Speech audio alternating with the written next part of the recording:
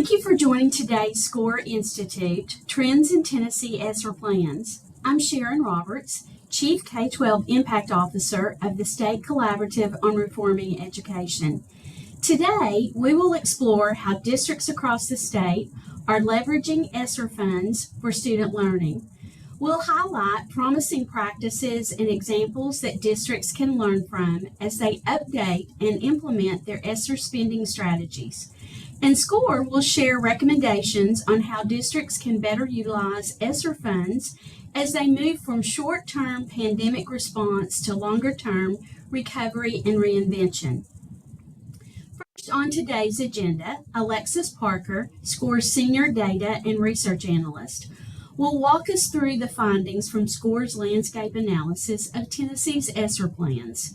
Next, we'll hear from Dr. Christine Pitts from the Center for Reinventing Public Education, a national research organization, to share the latest national ESSER spending trends.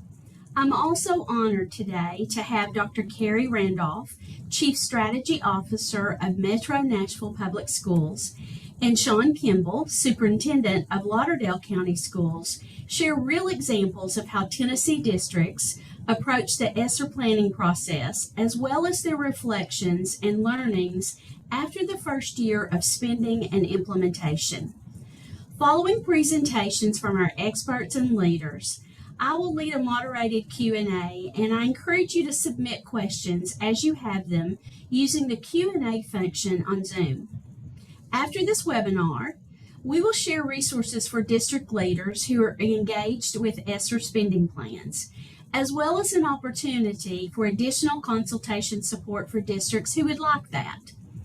So on behalf of the SCORE team and the students who have and will continue to benefit from your hard work and commitment to improvement, thank you for your engagement in the ESSER planning process and for taking the time to learn with us today. We really hope that it benefits your ongoing work to support students. Spring of 2020, students and educators have been navigating schooling disruptions caused by the COVID-19 pandemic. Congress passed 3 pieces of legislation appropriating nearly $200 billion in federal funds to the Elementary and Secondary School Emergency Relief Fund that we call ESSER. The purpose of this fund is to support schools to safely reopen and recover from the impacts on student learning. ESSER marks the single largest infusion of federal dollars into Tennessee's K-12 education system. For comparison, previously, the largest funding stimulus came from the Race to the Top grant in 2010, totaling about $500 million, less than 1/7 of the total ESSER allocation.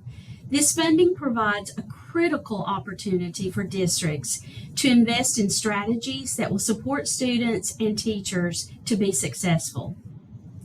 COVID significantly impacted achievement over the past 2 years. The 2021 statewide assessment showed dramatic proficiency losses for all grades in English Language Arts, or ELA, and math. Performance declines in math were double the drops in ELA. In 2021, the math proficiency rate for grades 3 through 8 decreased by 12.1 percentage points, and in ELA, the proficiency rates decreased by 5.4 percentage points. Districts have the opportunity now to leverage additional resources through ESSER to address these stark declines. SCORE conducted an analysis of Tennessee district ESSER plans recently. And to walk us through this analysis, I'm happy to welcome Alexis Parker, the Senior Director of Research, the Senior Data and Research Analyst here at SCORE. Thank you, Sharon. I'm excited to share SCORE's analysis. So to better understand how districts are planning to use funds from ESSER 1, 2, and 3, SCORE analyzed the ESSER spending plans from 136 of 147 Tennessee school districts. Our analysis included plans that were approved by TDOE and made publicly available by December 31st of 2021. We found that district plans centered on both using funds to address immediate pandemic-related challenges, as well as seizing the opportunity to develop innovative and sustainable programs that support ongoing improvement for teaching and learning. As the context continues to change, districts will likely need to revisit and revise their initial plans to ensure their allocations are supporting educators and students to be successful. Based on our analysis of district spending plans submitted in August of 2021, we outlined key takeaways for current plan allocations, as well as recommendations for how districts can more strategically address education recovery with revisions to their spending plans. To support districts in making their ESSER planning decisions, the Tennessee Department of Education created a spending plan template based on 4 focus areas: academics, student readiness, educators, and foundations.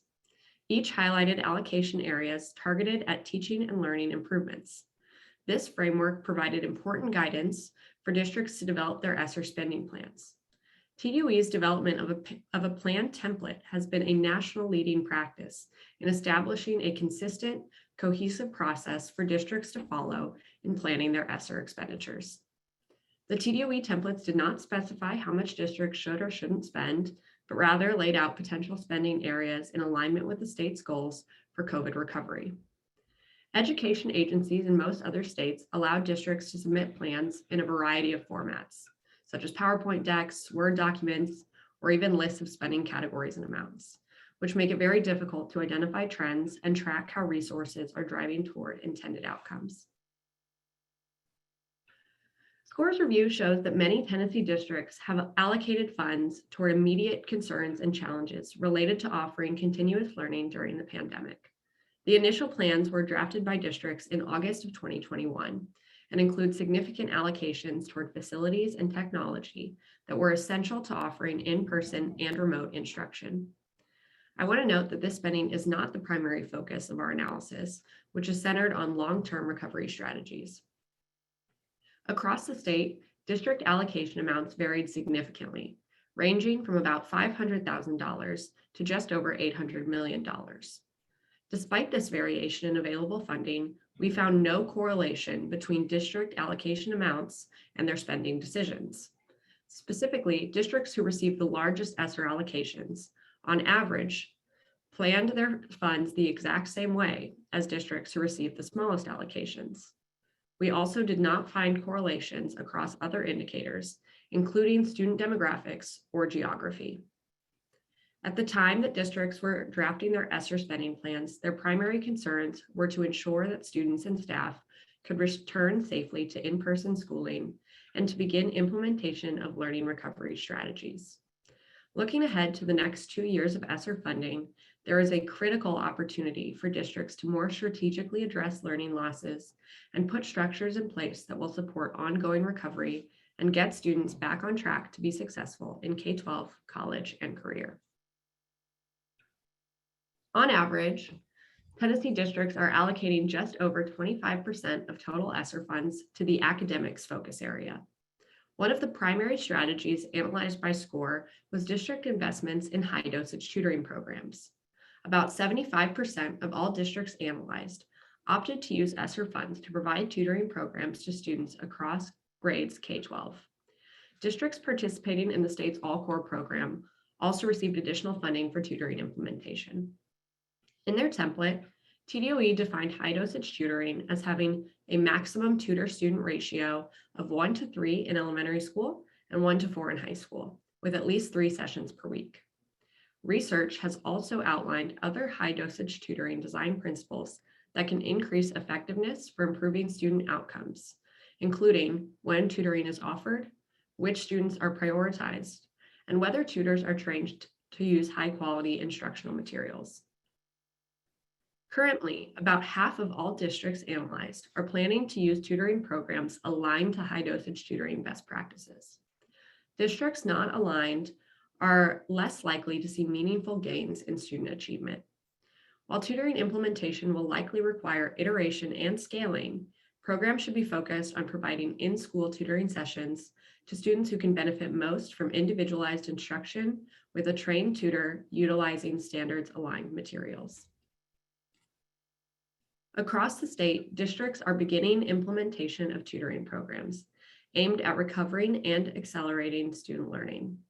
One of the largest programs, Accelerating Scholars in Metro Nashville Public Schools, expects to serve more than 10,000 students over the next 3 years. MNPS is offering high-impact tutoring through online and in-person intervention taking place during the regular school day and in structured before and after school settings.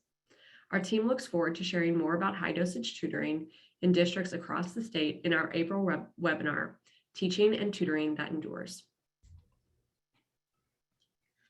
COVID-19 school disruptions disproportionately impacted high-need students, such as English language learners, economically disadvantaged students, and students with disabilities, as well as presented many challenges to students' emotional well-being. TDOE asked districts to consider directing ESSER funds towards special populations of students to support them through and out of the pandemic.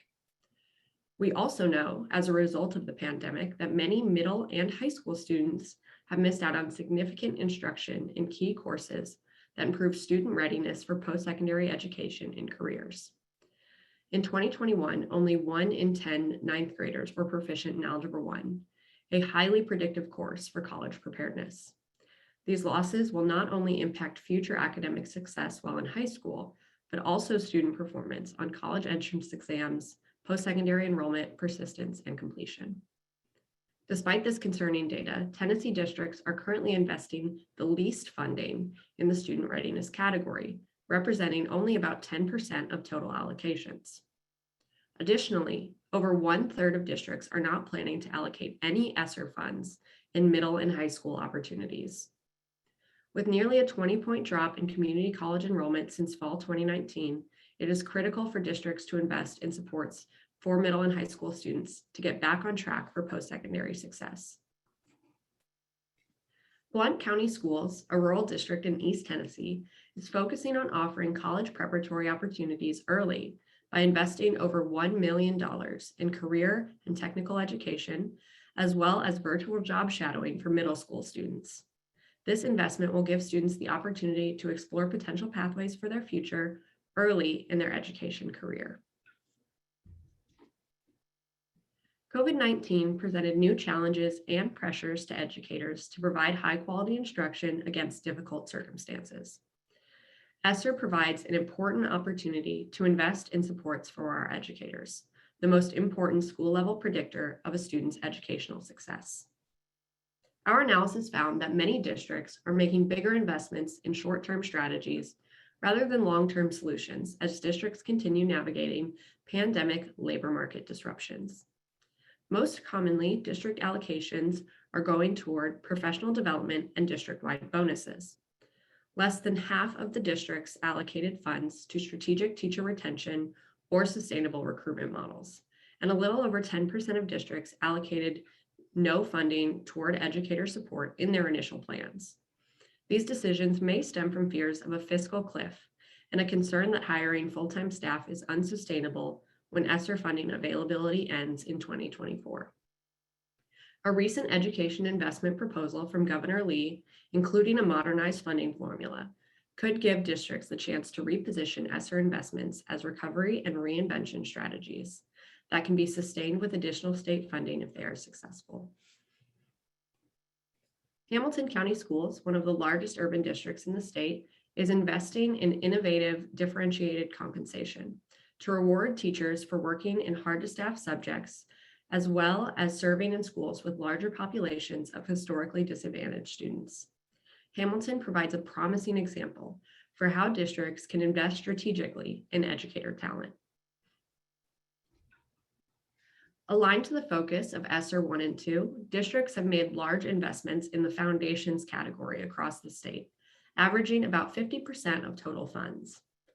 The Tennessee Advisory Commission on Intergovernmental Relations, or TASER, reported in January that K-12 education infrastructure needs in the state totaled $8.6 billion, and ESSER has given districts an influx of resources to address some of these long-standing facilities needs. Nearly every district analyzed allocated funds towards technology, most commonly citing one-to-one device purchasing to offer remote and hybrid instruction to all students. Most of the spending in this category has also gone to structural improvements to ensure school health and safety, including heating, ventilation, and air conditioning, and additional classroom spaces to allow for appropriate social distancing. These investments are important to ensuring that students across the state have access to a safe and productive learning environment, and will enable districts to think beyond day-to-day structural needs and plan for long-term recovery strategies. As part of the ESSER planning process, TDOE required districts to complete meaningful stakeholder engagement and a needs assessment to ensure that allocations reflect the priorities of local communities. In addition to offering initial opportunities to engage, Haywood County in Southwest Tennessee plans to regularly review their spending plan and engage in stakeholder conversations to ensure that their spending is reflective of student needs. I will now turn it back over to Sharon Roberts to review the key takeaways and recommendations of scores analysis.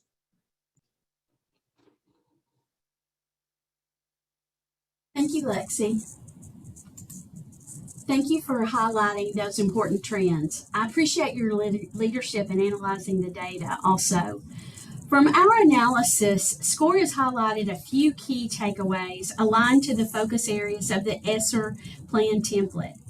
Half of Tennessee districts are planning to implement tutoring programs that are aligned to best practices.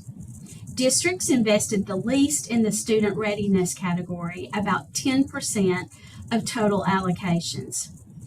A significant amount of educator allocations is being put toward one-time district-wide bonuses and stipends. And then last, as circumstances and student needs change, districts will need to adjust their plans accordingly. As districts continue to navigate the 2021-22 academic year, many will begin to revisit and revise their ESSER spending and implementation plans to ensure ESSER funds have the greatest positive impact for students across Tennessee. SCORE encourages district leaders to consider 4 recommendations as they approach plan revisions. First, rely on research-based tutoring practices to accelerate student learning. Districts can see bigger gains for student learning if they revisit the structure of tutoring programs to ensure that they're aligned to best practices identified by research. Secondly, invest in supporting students across transitions. By investing in readiness areas such as transitions and advising, districts can create better supports to prepare students for higher education and careers. Third, take an expansive view of educator workforce sustainability. With the current influx of ESSER funds, districts can make strategic investments in their educator pipeline that can be affordably sustained to future years and continue to have positive returns. And last, proactively communicate plan revisions to stakeholder engagement groups. As circumstances and student needs change, and they will, districts will also need to adjust their plans accordingly. By demonstrating the line of decision points for intended changes and providing transparency, districts can improve stakeholder understanding of and support for ongoing revisions that create structures to best support teaching and learning. Now I'm excited to turn things over to Dr. Christine Pitts, Resident Policy Fellow at the Center for Reinventing Public Education, who will share more context about national ESSER spending trends and spotlights from around the country. Christine brings over a decade of strategic leadership experience advancing a transformative vision for U.S. education systems and bringing analytic skill to evidence-based policy agendas at all levels of governance. Thank you, Dr. Roberts. I just want to say I've been listening to this conversation so far, and there are so many overlapping areas between the national perspective and this Tennessee analysis, which is really exciting. So thank you for the introduction. You know, at the beginning of the pandemic in March 2020, when schools closed, SERPI leapt into this field of tracking pandemic response and analyzing how states and local education agencies were making sure that students and families were receiving the things that they needed. And so today I'm going to be providing an overview of our data at SERPE, as well as other organizations and partnerships that we are a part of. At a very high level, my overview will cover these three big buckets. First, we need more data. Alexis already pointed this out. Across the country, we're just having a hard time kind of knowing that states and LEAs are providing us with that nuanced information about budgets and expenditures with these funds. And we need to think long-term about that. We're going to want to report on the return on investment for these funds. Second, we have some big wins with these investments across the country. We know that some states and districts are doing transformative work, and I think this is exciting and we should celebrate it. And then lastly, to Alexis's point that she pointed out, Tennessee is doing a stand-up job in some key areas that I would love to review, like the plan reporting template, as well as these evidence-based big bets. Let's see. So to start, we know that most states have not spent a lot of the bigger amount of their ESSER funding. And the proportion that they have spent is coming mostly from ESSER 1 and ESSER 2, those first couple of bills that passed. The Department of Education is tracking expenditures. You can see here, I pulled up Tennessee's portal on their website, and I can drop the link to that later. And what you notice is that overall, that Tennessee has spent, less than 5% of their American Rescue Plan funds so far. But that doesn't mean that there aren't budgets that are being discussed. So I think that's the key. The other thing to note is that the Department of Education is tracking the funds on a quarterly basis. And a quarter might seem like a short amount of time when you think about the long-term recovery game, but we know that in the last 3 months, so much has happened in America around COVID. We went from Delta to Omicron, and now masks are coming off. So these expenditures tracked at a quarterly interval makes it really hard for us to get that nuanced picture of what the funds are going towards right now. That said, what we can do is drill down to a state level. So some states are actually, publishing portals where you can see all of the district spending plans or the local education agency plans. Tennessee is one of those states that stands out for the way that they're tracking the funds. Connecticut as well, and Georgia has a strong portal where you can see that information. One partnership that we have at SERPE is with the Collaborative for Student Success and Edunomics called the Education Recovery Hub, and it has a little handy map, and I'll drop the link in the chat later, where you can go to your state and see whether or not your state is posting those plans publicly. So overall, we know that LEAs are making their budgets right now. This is budgeting season. We are seeing some more information emerge, this spring around these spending plans. And what I think is key that Alexis pointed out is that the times are going to change. The one thing that's certain in COVID pandemic era is that nothing stays the same. So we need to make sure that communities are engaged as they make revisions to the plans. And we do need to consider what those revisions should be. Overall, it's important to note with these funds that states actually can't tell districts how to spend them. What they can do is incentivize districts to make decisions about spending that aligns with a statewide strategic plan. And that is something that Tennessee did with their reporting template. We're also seeing some state legislatures consider things like unfunded mandates with the assumption that LEAs will spend their ESSER or American Rescue Plan funds for those policies. So one of the states that stands out in terms of incentivizing plans as well is Maryland. We know that the commissioner recently released this menu of spending options that really ask districts to consider investing in these key strategic priorities for the entire state. In the absence of the rigorous and aggressive accountability at the federal level for this relief aid package, we know that states need to kind of create this middle ground approach like Maryland did to make sure that the funds are going towards those evidence-based big bets, the things that the state really has prioritized for their communities. Coming back to budgets, budgets are different than expenditures. So we're going to need to make sure that after budgeting season this spring, we continue to track what, the LEAs are being reimbursed for moving forward. We need to look for revisions to the budgets and whether or not they're coordinating with the actual needs arising in our communities.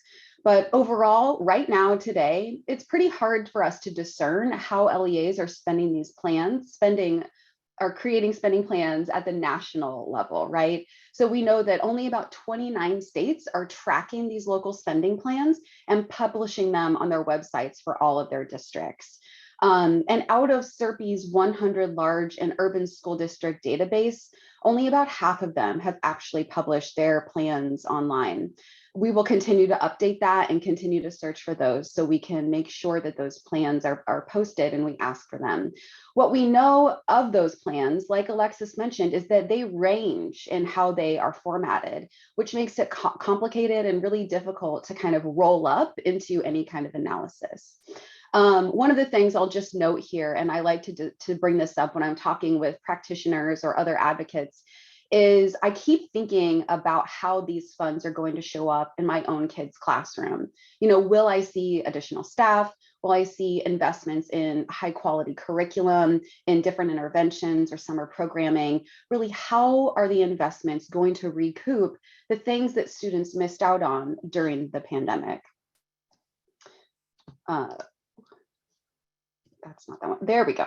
Future Ed is actually one of the organizations who's doing this national type of analysis. And they're a close partner with SERP. We're excited to see that they have looked at about 2,600 school district plans, which covers about 50% of the country, the students in the country. Their analysis revealed something that I noticed aligned with the Tennessee's analysis as well.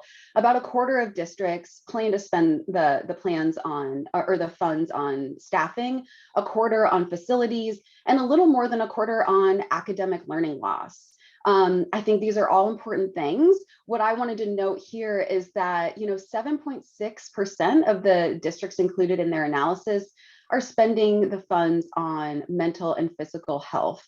And we know that this is a leading concern for our nation's students right now, being disengaged from their peers, trying to rebuild some of that school climate, culture, the spaces that they need to rebuild. And so I thought that was an interesting note of the analysis.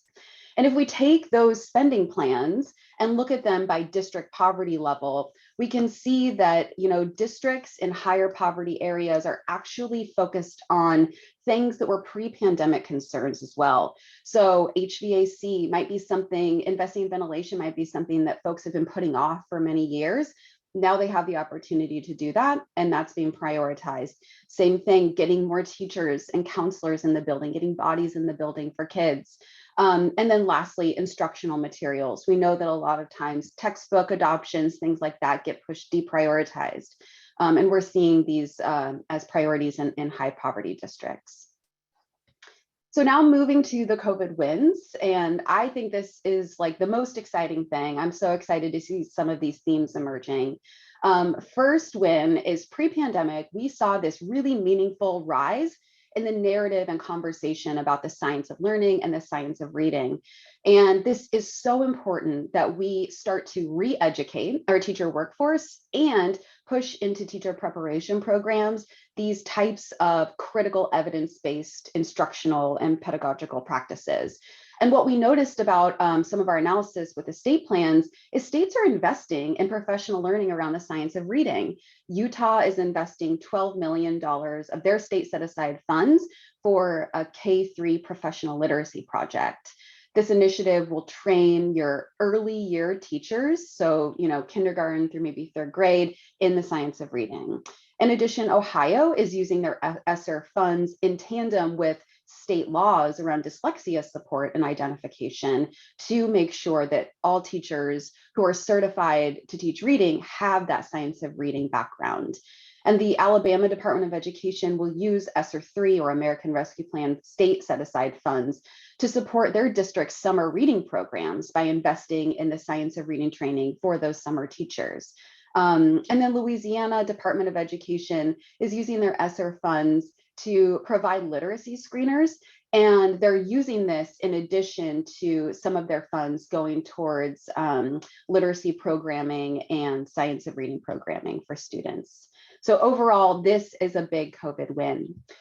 You know, the next big COVID win, which I'm also excited about because I'm a total assessment wonk, is that many states are starting to think along the lines of assessment innovation and, you know, the future of accountability. And they're using some of their pandemic relief funds to actually catapult us into that type of forward-thinking conversation. Ohio and Kansas are investing in assessments that will help educators individualize and personalize instruction moving forward.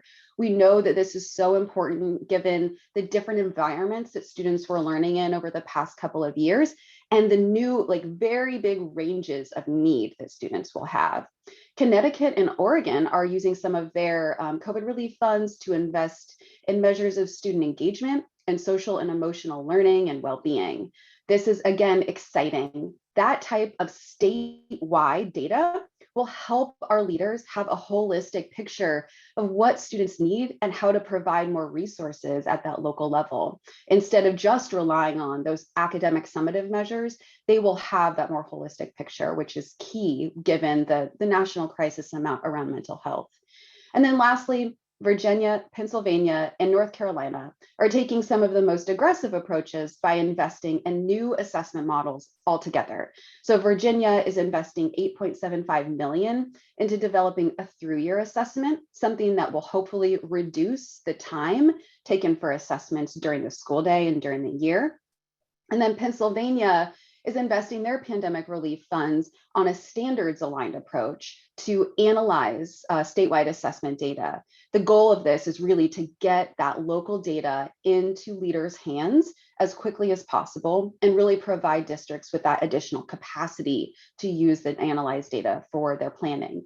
And then lastly, North Carolina is expanding their efforts to build a competency-based platform that will hopefully look forward in a new accountability era. And the last COVID win I will mention, which I was excited to hear Alexis talk about as well, is CTE. We know that one of the things we really may have lost sight of during the pandemic is those critical transition years, including our high schoolers who spent their last 2 years potentially learning remotely. And really, our investments need to be going to providing that comprehensive post-secondary success package. The Alaska Department of Education did this early on with some of their funds. They're using 1.3 million of their American Rescue Plan funds to create this CTE across the state, this comprehensive package, which provides the different regions of the state with the same types of programming and resources that they need. And then New Mexico is using $6 million of their ESSER funds to set up a joint program with local government agencies and municipalities to provide summer internships for students. What's exciting about this program in New Mexico is they're using data to decide what parts of the workforce they can focus on with these different internships, and also connecting youth with different types of jobs that they could potentially have in their post-secondary next steps. So lastly, I just want to touch on kind of how all of this wraps up into the themes that we're seeing emerge from Tennessee. One of the things about Tennessee's planning that I loved from the beginning is that really the priority is on these evidence-based big bets, you know, knowing that we need to be using research, using data, using promising practices to make these decisions, while also addressing the emerging things that are happening at a state level. It's probably going to look different in many states. So Tennessee's All Core program, which is targeting your high dosage tutoring for elementary school students, is key, as well as the Grow Your Own different investments in the pipeline program is also really important. And lastly is just that reporting template, having that common reporting template, and hopefully a future focus on how the plans will be revised will really help state leaders, local leaders, and community members have a clear understanding and build trust around how these funds are helping them achieve recovery in the short and long term. With that, I will turn it over. Here is my contact information. I'll drop it in the chat too if anyone has questions. Thank you. Thank you, Christine, for sharing the national perspective of ESSER spending trends and ongoing research. I found that so interesting, and I'm sure our listeners did also. As a state, we all know that we have a history of focusing on students and leaning in to do the hard work. So it's really good to hear Tennessee being called out for our reporting process and focusing on investing in big bets. And I especially liked the COVID win conversation that you shared with us, especially in looking at investing in the science of reading, because Tennessee was beginning to do this before COVID and really leaned in the early days of COVID, and we have that ongoing work going on as a state. So next, we're going to hear from Dr. Carrie Randolph, Chief Strategy Officer of Metro Nashville Public Schools. Carrie is going to share how her district is leveraging ESSER funds in innovative ways to support students and teachers. I'm really happy to welcome Carrie to share with us again after last year's high dosage tutoring webinar. Carrie, welcome. Thanks so much, Sharon. It's great to be with everyone this afternoon. I'm going to share my screen here.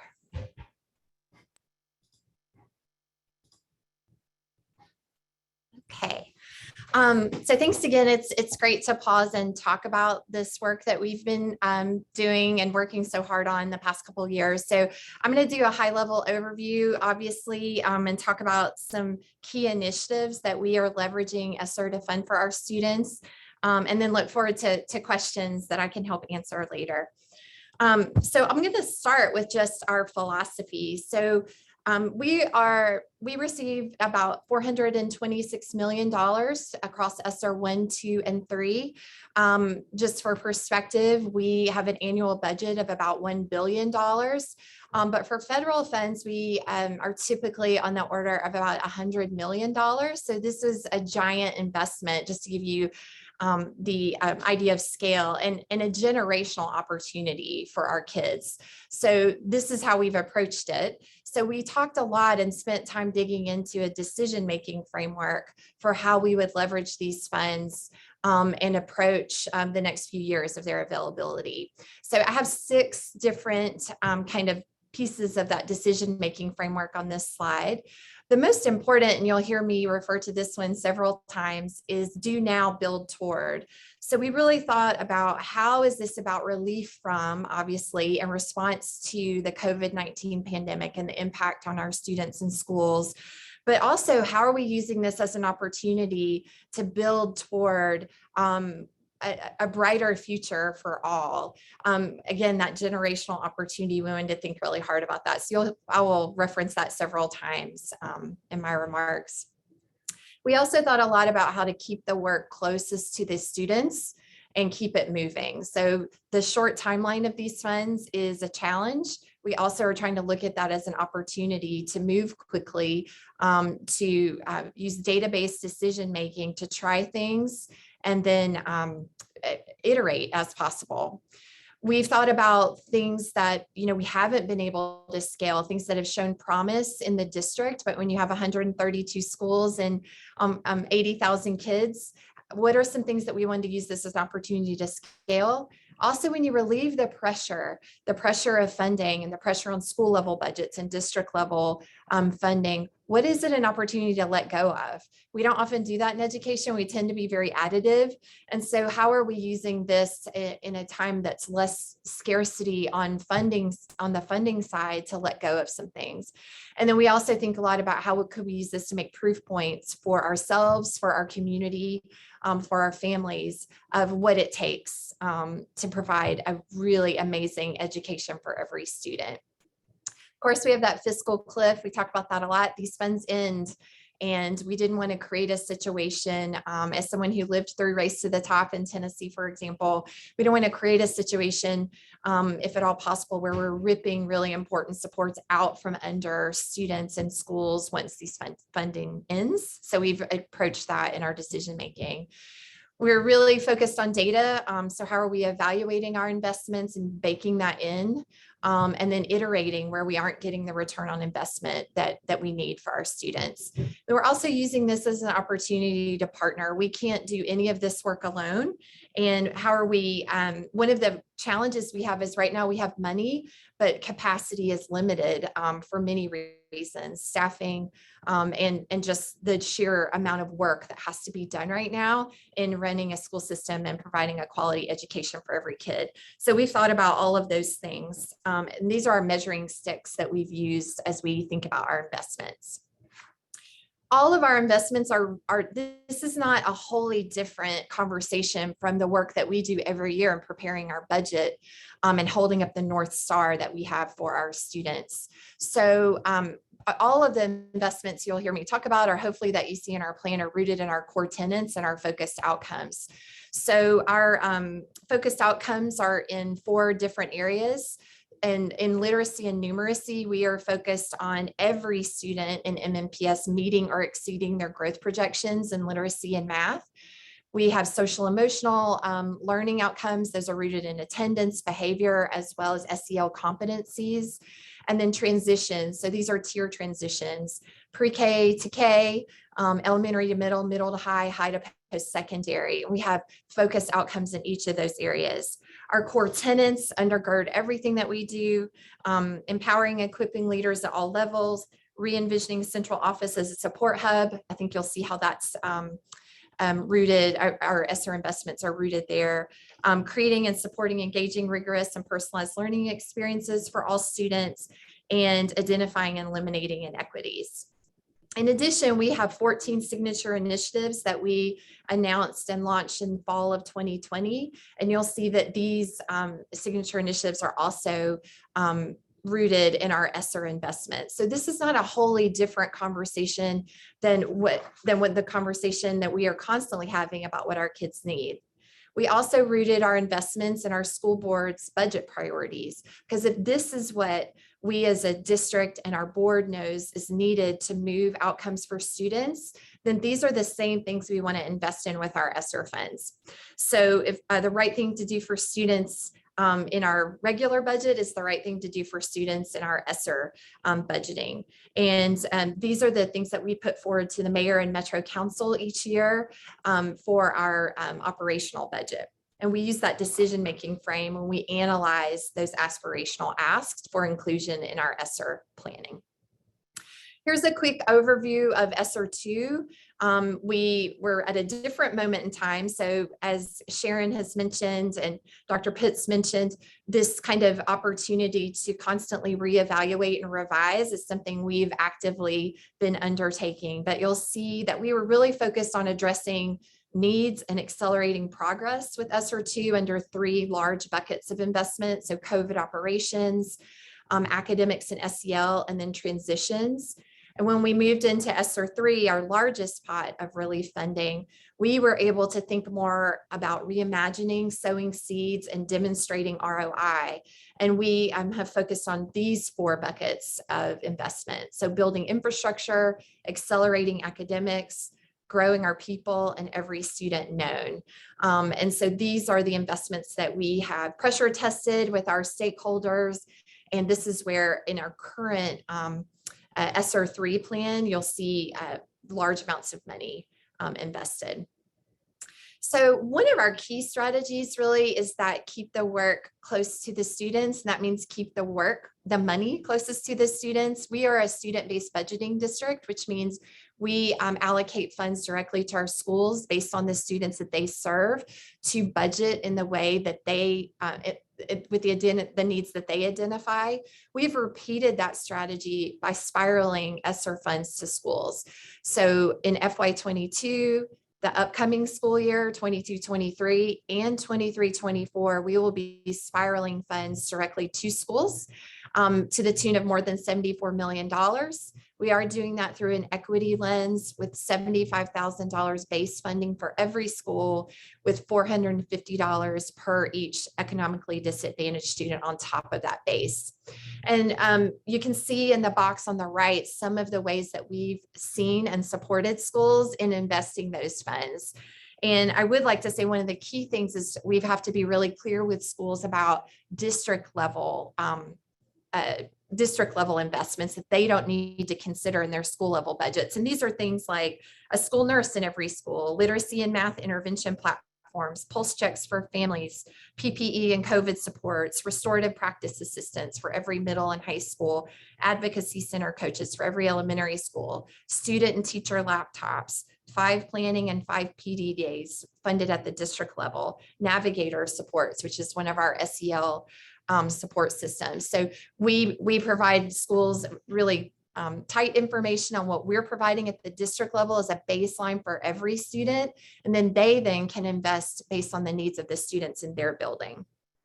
This is what that looks like. So we've provided guardrails and hopefully inspiration for schools. So this is a guidance document that we provide to schools that's used in their budgeting process around their ESSER funds. So again, you'll see lots of the things that have been discussed this morning as areas of investment. This is a multi-page document, so I'm just showing you the first page.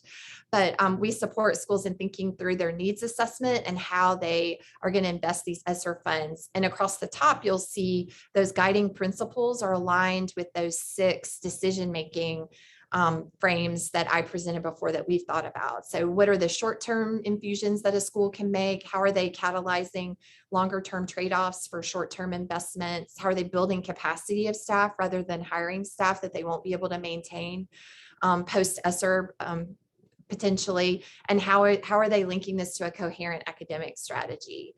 And we also are linking those to research-based strategies. And we provide all this information to schools and then support them in spending those funds. And then I just wanted to highlight 2 signature initiatives that we have made district level investments in and also encourage schools to invest in. And the first is Literacy Reimagined. So we certainly know statewide, nationwide, and certainly in the district, we are concerned about literacy growth for our students and accelerating progress in that area. So we at the district level have made more than a $60 million investment in this area. That includes high quality instructional materials that are linked to training and professional development for teachers and staff, with coaching and feedback. And other district level supports, such as district level instructional coaches, school level instructional coaches. And then what we've seen is schools also, through a coherent academic strategy around literacy, investing in specific needs at their schools linked to Literacy Reimagined. This has been a real opportunity for us to have this really coherent academic strategy that covers all level of high quality instruction, from materials to actual instructional practices and support for teachers. And then the other one has already been highlighted a little bit, so I'll just a little bit to it. Accelerating Scholars, our high impact teaching, our high impact tutoring model. It is research based. We're making about a $30 million investment in this space over the next few years. Learned a lot of lessons. This is much harder, I think, just to be frank, than any of us anticipated, but we already have very promising data about the payoff of this for our students. And so we've been really focused on that model. And then finally, I will just close with circling back to look, if the ESSER investments are the right things to do for kids and they're rooted in the right things that we need to do in our operational budget, we are already beginning to talk with our community and our board and the mayor and Metro Council about what it will mean in a couple years when these funds sunset. So you see that green bar right there. We are already talking about continuity of federally funded initiatives as we talk about our local budget. And that's something I would highlight, like we can't prepare enough soon enough for the fiscal cliff, and making sure that we're really having open conversations across our stakeholders about what that will mean. Thank you, Carrie. I really appreciate that. When I think about your overall strategy that you're using, it's so thoughtful. You put guardrails in place to help you navigate those critical decision points based on student needs. And I really like the nice balance between the district focus that you have, but also getting funds to at the school level to really let principals lead and work with their teams to identify needs that they have that are very unique and individualized for them. So thank you for sharing that. Now we're going to hear from Sean Kimball, Superintendent of Lauderdale County Schools, on his team's approach to ESSER planning and implementation. And as I think about Sean coming on and sharing with you, I immediately go back to when we first learned as a nation that states were going to get this influx of funding, and we started to get an idea of how much money that would be for our individual districts here in Tennessee. Sean and I talk a lot, and we got on the phone and we started talking about that, and his commitment to doing the right thing for his students and his awareness of the impact that these funds could bring still gives me goosebumps when I think about it, because I know Sean's comments were, we better see an impact out of this money. So you're in for a treat from hearing from Sean and his team's work. So Sean, welcome. Thank you.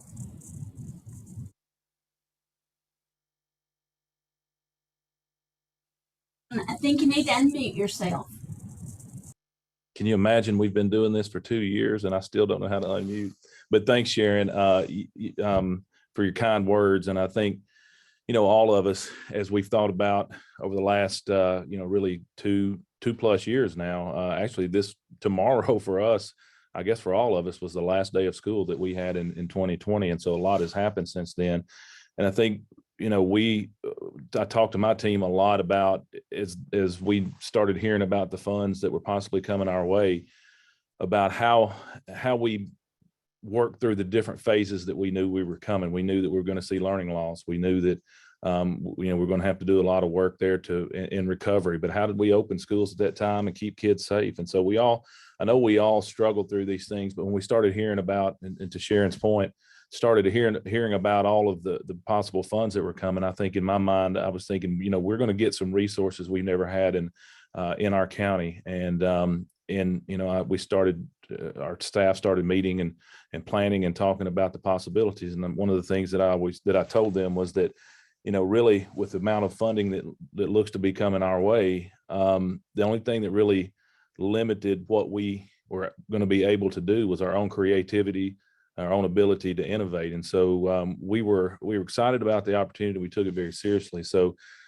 Lauderdale County has faced a lot of challenges, like everyone else did with the pandemic, but we're a small rural district of about 3,500 students. And our enrollment's been declining. And since COVID hit, has declined quite significantly.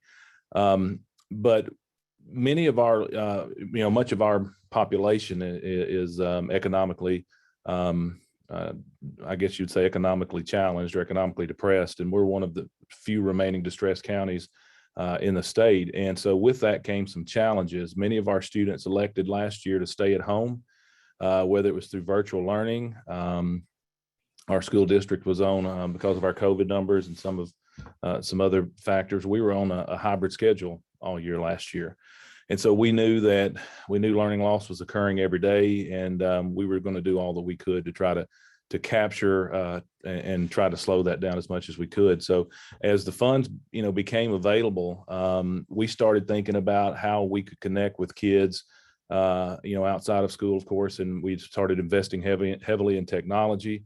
We were able to we've never been able to do this before, but we were able to go one-to-one with devices, and we actually got those pretty quickly. We got in early on that and provided hotspots for our students. So we were able to make that shift pretty quickly. And then we had to invest in training teachers as well on the new platforms that we were using. So last spring, once we did secure all of our technology, we began thinking about how we could tutor. At the time, we had a lot of students that were still at home, and we needed to tutor and make contact with them outside of the normal school day. So we spent a lot of time trying to develop ideas, and we landed on a program that we called the Targeted Learning Series. And so we hired teachers for an hour and a half every evening, 4 days a week, to have their students that were assigned to them that were at home. But any student could participate as well in their class. But we worked on the standards and the major work of the grade in the evenings, and we paid teachers very well for that. But we did have high expectations of what kids would get out of that. And so that was kind of a necessity to get to where, just to try to, slow down the learning loss a little bit. But as we transitioned into this year, we knew, or transitioned into the summer, like many other school districts, our summer learning camp, I feel like our schools did a really good job of that. We were very strategic in how we planned that, and we didn't limit the number of students that could come. We allowed any student who was interested, and we had, amazingly enough, we went to school 5 days a week like many other districts through the month of June, and we had over 30% of our entire student population participate in summer learning camps. And we even provided opportunities for our high school students. So this was K-12. We focused on our high quality instructional materials and trying to target those gaps in standards, but also those gaps in skills. We had some great innovative stream activities. And so we pulled together, I think, I couldn't have been more proud of what our schools did, but it was a huge investment for us. And we felt like that needed to happen. And we're doing the same thing again for this coming summer. We also participating in all core. Again, we're not limiting the number of students.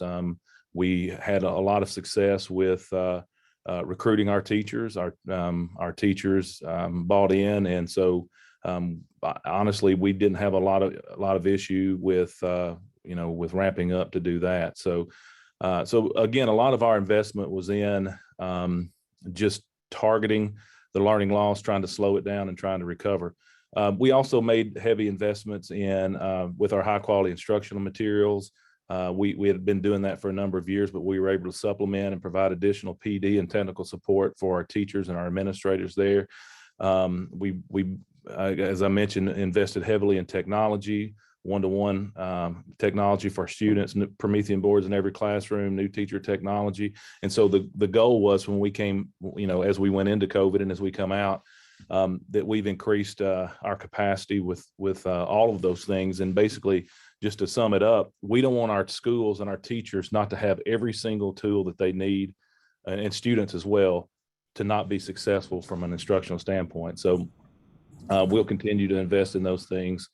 We also have a component of social emotional learning that we're working with our students on. So a lot going on there, and I don't want to leave out the work that we're doing with high schools either. We have a lot of innovative approaches that we're trying to implement at the high school regarding CTE, but also with our middle college program, where we're paying for many of our students to go back in a partnership with Dyersburg State to get their associate's degree while they're in high school. And we also have lots of other partnerships with higher ed. But we're trying to ramp that up. And we had worried a lot about, sustainability early on. One of the things that that we talked about was not hiring a lot of additional staff that we didn't think was necessary. But as we've got into implementation of a lot of our different programs this year, we've realized that we're going to take a look at that and try to organize our work a little better in terms of staffing and getting people in the right places for the coming year. So that's one of the ways that we plan on kind of reassessing and reevaluating where we are with our program. But anyway, I think this is a long process. for recovery for our students. There's been a lot of damage this year. We were out a lot in the months of August and September, and then January with another wave of COVID. So we're in this for the long haul.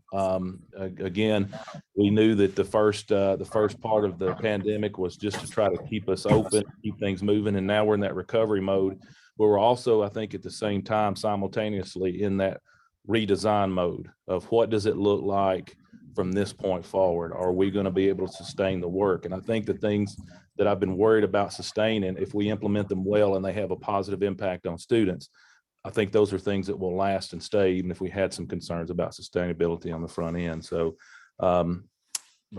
anyway, it's like everyone else. It's been a lot of work the last 2 years, but there is a lot of reward coming, I know, for what's been going on here in Lauderdale County. Thank you, Sean. Thank you for sharing that. And I think as you've talked about the challenges that you all have dealt with, I'm sure that really resonates with so many district leaders that are listening today or may listen later on. And from what I'm hearing and what I know about your work and your team's work is you've really been very strategic in your approach and been able to fill some holes that you might not have been able to do before this funding came your way. But you're also taking advantage of what research is telling us we should be doing and those opportunities that the state is doing. And I love your approach initially when you first heard about the money to even continued now about looking about sustainability over time. So we really appreciate that. If you will hang on for a minute, we're going to invite our other colleagues back and we're going to move into the Q&A session with our panelists. We've received a few questions throughout the program, but you still have time. If you have a question that you'd like to have an ask of our panelists, we'd love for you to submit that now in the Q&A feature at the bottom of your screen. But with my colleagues who are joining me again, I'm going to go ahead and jump into some of the questions that we have. And for Christine, I have a question for you. Given what you've seen nationally, how can Tennessee continue to be a leader in ESSER spending and reporting? Yeah, I think we've already touched on this a little bit, especially Alexis. Just knowing that the landscape of what we will need in the next couple of years might change.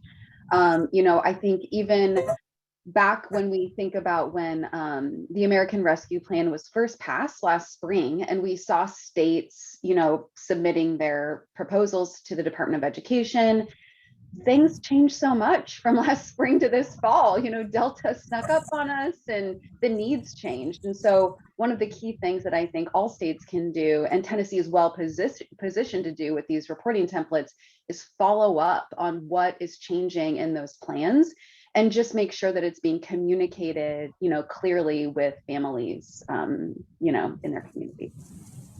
Thank you. That makes a lot of sense. Carrie, I have a question for you. How are you using ESSER as an opportunity for reinvention and innovation within your district? Yes, so what Sean was saying resonated with me. There is the opportunity to do things that we haven't been able to do, right? That this is a moment in time when we've had to be innovative in so many different ways, operationally, instructionally, all the ways. And so trying to build on that kind of moment of innovation, we are doing some work around reimagining the teaching job to make it more attractive. I think we all have workforce challenges right now. Sean and I have been on calls and talked about bus drivers. So, all the ways that we're struggling with workforce. Some of what has impacted the pandemic has impacted the way people think about work. We are really concerned about the long-term impacts on the teacher pipeline and the principal pipeline. So we're doing a lot of work there right now while we have a moment to we have the relief of some funds that we can really dig into. And we're working with schools on piloting some things over the next couple of years that we think will really pay off in the long term. We're doing a lot of work around instruction, to be honest. I'll say a lot of what Sean was saying really resonated with me. Some things we've always wanted to do, but now we have a little bit of capacity to do and are in this different moment. in time. We've done a ton though around social, emotional, and mental health. I mean, I think we know that that's foundational to a great learning environment for all kids. So this every student known, cared for, respected, and supported really guides all of our work right now. And so with Navigator, with Advocacy Center coaches, with restorative practice assistants, like with Community Achieves and the expansion of wraparound supports in our schools, we're really going deep there and creating a proof point that we hope is a real call to our community, but also can be sustained in the long term because we know those things are super important. The other thing I'll say, back to tutoring for a second, is we from the beginning have tried to build a system that's sustainable, and that has not been the easiest way to move forward, but I do think the reimagining that we're trying to do always has that kind of do now, right? Let's respond now, but build towards something that we can sustain in the long term and that really has reimagined, re-envisioned. And I'll go back to something that what keeps me up at night, like taking advantage of this generational opportunity that we have to really do what's best for our kids. I love that positive approach. We could spend a lot of time bemoaning the challenges of the last 2 years, but seeing this as an opportunity is great. Sean, I have one for you that's actually kind of a two-parter. Do you have any plans to revise your ESSER spending plan, and why? And then how will you communicate, if you are, how will you communicate the changes to the educator groups that you work with? Yeah. Oh, yeah, absolutely. Yeah, absolutely. And I'm off mute this time. So absolutely. Yeah, we'll make some adjustments to our ESSER plan, and we're already doing that. And again, I think it's just that process of evaluating where you are in the moment in time. We put our best foot forward last year to put some things in place. And so, obviously we're assessing those programs, and we're going to refine the things that need refining, and take away some things that may not, and then add some things that we weren't doing, just based on what our data tells us and what we see with our students. We'll base that on student need, but also on needs of schools, what teachers and administrators need. And so, yeah, we're already having some of those conversations about that. We're following the process to the second part of your question, following the process that we're supposed to follow in terms of communicating with stakeholders and getting feedback. But just this year, starting in 2022, we've made it a point to, and I just was out with a group yesterday, making it a point to be out in the community and talking about our ESSER plan and how we're spending our funds, and getting feedback from all kinds of different community groups. So far, mostly, the feedback has been really positive, but we'll continue to do that. We have a big event on community event that we've planned on March 25th, where we're bringing people in. And not only do we want to tell them about it where we can and where we can make it work, we want to bring community members and others who are interested in this event, and let them walk schools and with us, and walk into the classroom and actually see what some of these initiatives look like, or what it looks like, instead of just hearing about it. We did a lot of work with, this year we hired a communications director, because in a small district like mine, that's kind of innovative, because I was the communications guy. I was stopping at the end of every day, sending out tweets and stuff, before I went home. But really focusing on being intentional about getting the word out about what the effect that our ESSER plan is having. And I think that's really important for us, and we'll continue to do that as we refine our plan throughout the next couple of years. That's great. Thanks for sharing that, because I know that one of my favorite things now that I'm not in a school or a district is getting to go in schools and districts, and it's always a highlight to see what students are doing and what our educators are doing working with them, and I love that you're taking the community in to do that. And this whole process, nothing in education is one and done. It shouldn't be. We should take our data, we should take our student needs, and continue to refine and improve, and ongoing learning for all of us. So I have one final question, and I'm not going to direct it to anyone individually, but I want to open it up to each of you, or however you'd like to respond. And what's your advice? What would be your final advice for other districts that are listening on how to make the most of this ESSER opportunity? Depends. Can I start with you? Well, Carrie, go ahead. You start. Jump in if you'd like. Okay, great. I mean, I've said a lot of what I'll say right now is a little bit of a reiteration, but I'll try to say something slightly different, which is it's really important to have a North Star in this work. And we always have that, but to revisit that North Star in the moment for what families and kids are going through. So I'll give a quick example. So our Navigator program, which is an intentional check-in with every student, we started that in August of 2020, and we've continued that work. What we've found, and I think this is important for all of us to remember, that for every 100 check-ins we had with students, that triggered a collaborative referral. And for us, a collaborative referral is additional services needed for a student. So that could be internal, it could be external. We anticipated at first that that would go down over time, right? That we would meet those needs and that the number of collaborative referrals would go down. It didn't, it went up slightly. And there's two reasons for that. One is we were deepening relationships with kids and families, and they were sharing more. We know that that's true, which is a really great place to be, right? Every student knows.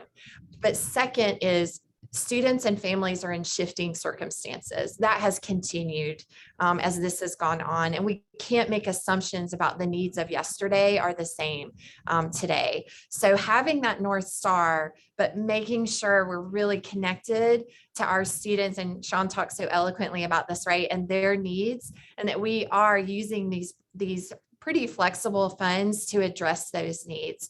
I think that's the thing I would really encourage. Like, we can't have point in time data that we're used for decision making, because those points in time are not representative of the next point in time. So we just have to be really thoughtful about that.